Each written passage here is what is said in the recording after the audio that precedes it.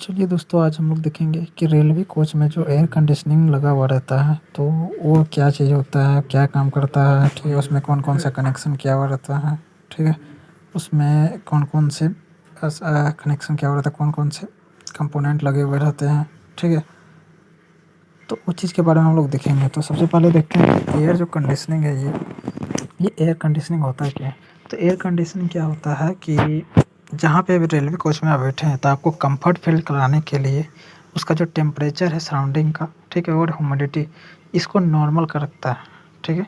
और जैसा ज़रूरी हो तो उसके अनुसार वह फ्रेश एयर देता है।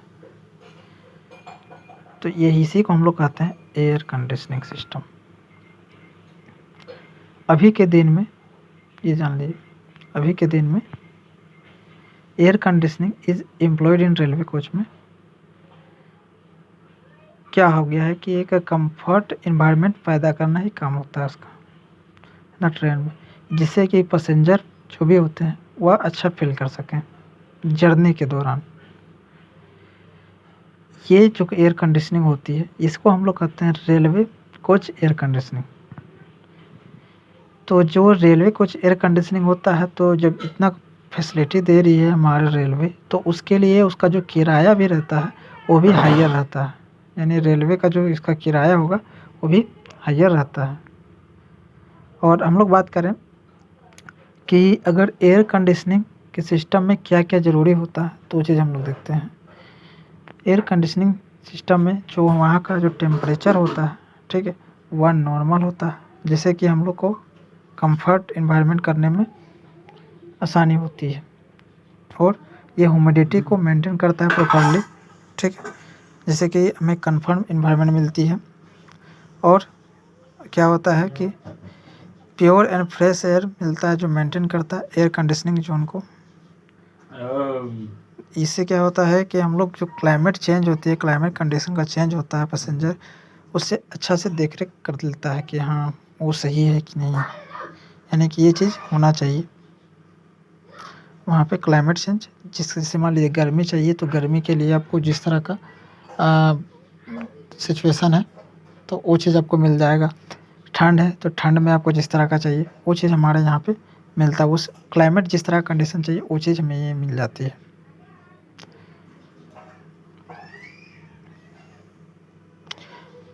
अब क्या होता है कि हम लोग तो एयर कंडीशनिंग देख लिए। अब एयर कंडीशनिंग में जो इसको इंस्टॉल करना किस तरह का, तो ये इंस्टॉल करने के लिए 2 तरह से हम इंस्टॉल कर सकते हैं। इंस्टॉल करने का मतलब हम लोग रेलवे का कोच में हम लोग को लगाना, वहाँ पे लगाना ही इंस्टॉलेशन कहलाता है। तो इंस्टॉलेशन हम लोग 2 तरह से कर सकते हैं। वो कैसे-कैसे, तो देखिए, पहला है आपका कन्वेंशनल टाइप, दूसरा है कंपार्टमेंटल टाइप। कन्वेंशनल टाइप में क्या होता है कि आप देखे होंगे रेलवे कोच में जहाँ पंखा है, ठीक है, तो पंखा जो वेंटिलेशन है वही वेंटिलेशन के रूप में एयर कंडीशनिंग को लगाया जाता है रूप में, ठीक है। और तो इस तरह का जो टाइप होता है इंस्टॉल करने का उसको हम लोग कहते हैं कन्वेंशनल टाइप। इसमें क्या होता है कि एक कॉमन क्लाइमेट को मेंटेन करता है पैसेंजर, जो कि इंडिविजुअल चेंज होता है एक किसी खास के लिए, जैसे कि ठंडा है तो ठंडे के लिए, गर्मी है तो गर्मी के लिए।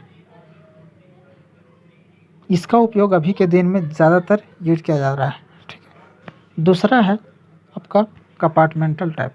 ये कंपार्टमेंटल टाइप ये है कि इसमें हम लोग जो भी एसी एयर कंडीशनिंग को इंस्टॉल करते हैं वो हमारा साइड वॉल्स में, जैसे कि आप खिड़की उड़की देखे होंगे तो खिड़की के ऊपर में जो होता है, ठीक है, इंस्टॉलेशन वो साइड वॉल्स में हम लोग यूज़ करते हैं। ये एक किसी खास क्लाइमेट चेंज के लिए भी ये इंस्टॉल होता है, जो कि एक पार्टिकुलर पर्सन के लिए आपका कर सकते हैं, मतलब पार्टिकुलर जो बोगी है उसके अनुसार आप ये कर सकते हैं। ये जो कास्ट होता है, इसका जो कास्ट होता है वो बहुत ही हाई होता है। इसका जो कॉस्ट होता है बहुत ही हाई होता है। तो ये 2 तरह से हम लोग इंस्टॉल करते हैं आपका एयर कंडीशनिंग। अब हम लोग देखेंगे कि जो एयर कंडीशनिंग होता है वह उसमें जो रोलिंग स्टॉक होता है, ठीक है, वो किस तरह का होता है, यानी कि उसमें जो स्टॉक करने का माध्यम है, जैसे कि एयर कूल्ड है तो उसमें क्या-क्या पार्ट्स में किस तरह से है, तो वो हम लोग देखेंगे, ठीक है। तो सबसे पहले हम लोग देखते हैं कि फुल्ली एयर कंडीशनर कोचेज, यानी कि जहाँ पे पूरी तरह से एसी का काम हो रहा है। दूसरा कि पार्सली, ठीक है। तीसरा एयर कोल्ड कोचेज हो गया। तीसरा रेफ्रिजरेटेड फिश बेंस। चौथा मतलब पाँचवा टाइप 3 एसी चेयर कार्स। छठा एम्बुलेंस कार। सातवां टूरिस्ट कार। आठवां प्रेसिडेंट कार। तो ये सब कोचेज बांटे हुए हैं, ठीक है। वो एसी सबके अलग अलग हैं कि किस तरह का एसी, सबका किराया भी अलग होता है। अब ये आपको डिपेंड करता है कि आप किस कंफर्ट पे आपके लिए सूटेबल है, उसके अनुसार ये सुविधाएं दी गई हैं रेलवे के द्वारा। और जिसा डिग्री आपका मतलब जिससे ज़्यादा कंफर्टेबल है तो उसके लिए ज़्यादा फेयर लगता है, मतलब महंगा होता है, ठीक है। और जिसका डिग्री कम है उसके लिए लोअर महंगा होता है। ये इंडियन रेलवे में होती है। अब इसका हम लोग देखेंगे कि ये जो इक्विपमेंट क्या क्या इसमें लगे हुए रहते हैं। ये जो कोचेज हैं एयर कंडीशनिंग के लिए क्या क्या इक्विपमेंट लगे हुए रहते हैं। तो एयर कंडीशनिंग के लिए जो इक्विपमेंट लगे हुए रहते हैं वो हमारा मैकेनिकल इक्विपमेंट होते हैं, रेफ्रिजरेटर इक्विपमेंट होते हैं और एक इलेक्ट्रिकल इक्विपमेंट होते हैं। ये 3 इक्विपमेंट मेनली यूज होता है। अब यहाँ पे ध्यान देना है कि जो मैकेनिकल इक्विपमेंट क्या होता है कि मैकेनिकल इक्विपमेंट कहने का मतलब डीजल इंजन हो गया, जनरेटर हो गया, ठीक है। ये सब हमारा एसी से कनेक्टेड होते हैं ट्रेन में। तो ये सब जो इक्विपमेंट हो गया जैसे कि डीजल इंजन, जनरेटर पर डीजल इंजन जो भी है वो सब हमारा मैकेनिकल इक्विपमेंट के अंतर्गत में आता है। अब इसका काम क्या होता है कि इसका जो काम होता है वह इलेक्ट्रिकल पावर को जनरेट करना थ्री फेज। दूसरा होता है हमारा रेफ्रिजरेशन इक्विपमेंट। रेफ्रिजरेशन इक्विपमेंट में आपका आ जाएगा condenser, refrigerant storage, evaporator, compressor. ये हमारे 4 मेनली रेफ्रिजरेंट इक्विपमेंट है। अब ये क्या होता है कि रेफ्रिजरेंट स्टोरेज में क्या होता है, रेफ्रिजरेंट आपका स्टोर होता है, अमोनिया रहेगा या आपका क्लोरोफ्लोरोकार्बन हो गया, ठीक है। जैसा सिचुएशन के अनुसार हमारे इसमें यूज करते हैं। तो अभी जहाँ हम लोग अमोनिया ही यूज करते हैं क्योंकि CFC अगर हम लोग यूज़ करेंगे तो ये ओजोन लेयर के लिए काफ़ी हानिकारक है, इसलिए हम लोग इसका यूज नहीं करते हैं, अमोनिया का यूज किया जाता है। अब ये देखिए कि इस इक्विपमेंट में हमारा कंसिस्ट होता है जो कि मैं बताया कि fan, blower, heater, evaporator, condenser, compressor, ये सब हमारा ये लगा हुआ रहता है। अब क्या हो गया, ये मेंटेन करता है हमारे एयर कंडीशनिंग एनवायरनमेंट को जो कि ट्रेन का कोचेज में दिया हुआ रहता है।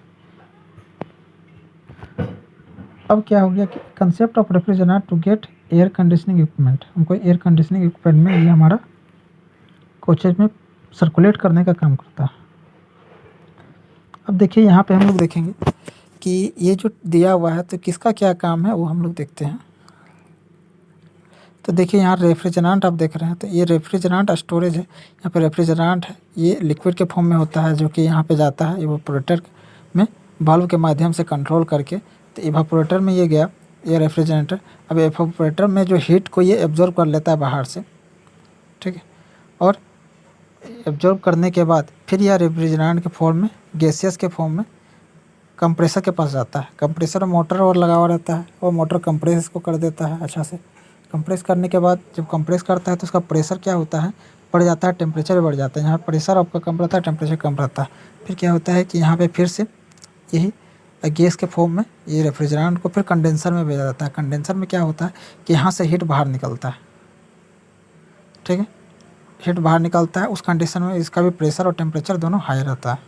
अब क्या होता है कि जो रेफ्रिजरेंट बच जाते हैं उसको फिर बल्ब के माध्यम से फिर रेफ्रिजरेंट स्टोरेज में हम लोग भेज देते हैं।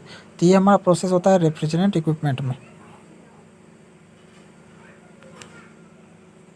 अब हम लोग देखेंगे कि जो अभी मैं बताया कि वही चीज़ यहाँ पे लिखा हुआ है, ये देख लीजिए।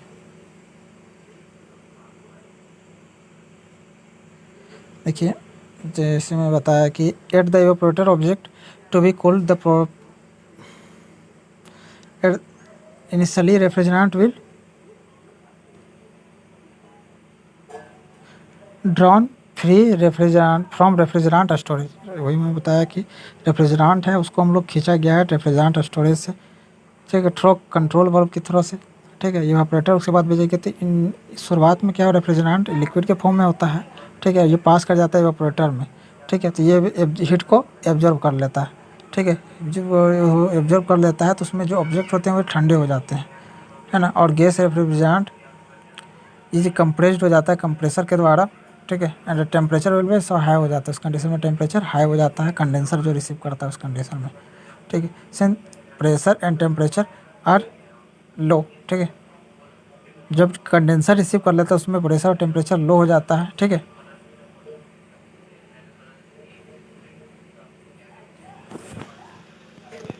एंड कंटिन्यूस हीट रिलीज होता है अगेन, और फिर इसको फिर जो रेफ्रिजरेंट बन जाता है उसको एयर कंडीशनिंग कूल कर देता है, और कंडेंसर के बाद ये क्या करता है फिर लिक्विड रेफ्रिजरेंट को, ये फिर रेफ्रिजरेंट जो बच जाते हैं उसको देखिए स्टोरेज में भेज देता है, रेफ्रिजरेंट स्टोरेज में भेज देता है कंट्रोल वाल्व के माध्यम से। ये ऑटोमेटिक कंट्रोल वाल्व होता है, ठीक है, जिसका नेचर होता है कि कांस्टेंट टेम्परेचर को मेंटेन करके रखने का। और ये इसका स्पेसिफिक बल्ब होता है, जो इसका जो टेम्परेचर का जो वैल्यू है स्पेसिफिक वैल्यू होता है जो कि कंट्रोल करता है बल्ब को, ठीक है। यही चीज़ हमारा यहाँ लिखा हुआ है, जो कि हमारा CFC नहीं यूज करते हैं, अमोनिया, ये दोनों हमारा रेफ्रिजरेंट है, लेकिन अमोनिया का हम लोग ज़्यादा यूज करते हैं क्योंकि सबसे डेंजरस होता है जो एटलीस्ट हम लोग, यही चीज़ यहाँ पे लिखा हुआ है, ठीक है। देखिए इक्विपमेंट, इलेक्ट्रिकल इक्विपमेंट में हम लोग देखेंगे कि जो हमारे एयर कंडीशनिंग में जो जो इलेक्ट्रिकल इक्विपमेंट लगे हुए रहते हैं वो कौन कौन सा है वो हम लोग देख लेते हैं। तो देखिए कि जो अल्टरनेटर होते हैं वो आपका इलेक्ट्रिकल इक्विपमेंट हो गए हैं, ठीक है, प्राइम मूवर हो गए हैं, ठीक है, जो कि क्या करते हैं जनरेट करते हैं 3 phase electrical power to supply को, जो कि अप्लाई करता है एयर कंडीशनिंग सिस्टम में। ये जनरेट करते हैं, जनरेट करने के बाद ये सप्लाई कर देता है एयर कंडीशनिंग सिस्टम को। और यहाँ पे जान लीजिए कि स्विच है, स्विच गियर जनरेटर है, इसका भी यूज हम लोग करते हैं इलेक्ट्रिकल पावर सिस्टम में ही हम लोग यूज़ करते हैं। तो इस तरह से हम लोग देखें कि एयर कंडीशनिंग सिस्टम में जो जो कोचे हैं, क्या क्या इंस्टॉल करना पड़ता है, कहाँ इंस्टॉल करना पड़ता है, ठीक है, कितने टाइप्स होते हैं, ठीक है, कौन कौन से इक्विपमेंट लगते हैं, तो वही चीज़ है।